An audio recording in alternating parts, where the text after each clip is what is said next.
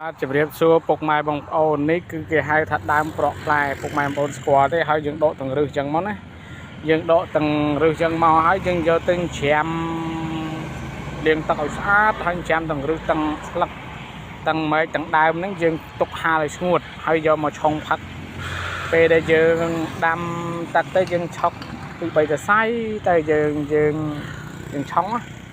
យើងចាប់4-5 គ្រាប់ដាក់ផឹករាល់ខែរាល់ថ្ងៃទៅគឺល្អណាស់ជំនួយទៅដល់កាពះពោះវៀនយើងជំនួយទៅដល់សាច់ឈាមយើងគឺប្រព័ន្ធសរសៃឈាមដើរស្រួល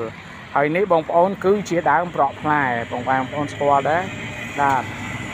ហ្នឹងគឺជាដើមប្រក់ផ្លែបងប្អូនហើយនេះគឺជាដើមអន្ត្រៀងខេត្តឈ្មោលបាទយើងយកមកបូកជាមួយនឹងដើមប្រក់ផ្លែដើមអន្ត្រៀងខេត្តឈ្មោលបូកជាមួយដើមប្រក់ផ្លែនេះហើយនឹងដើមក្បាលរុយព្យាបាលជំងឺដុំគិស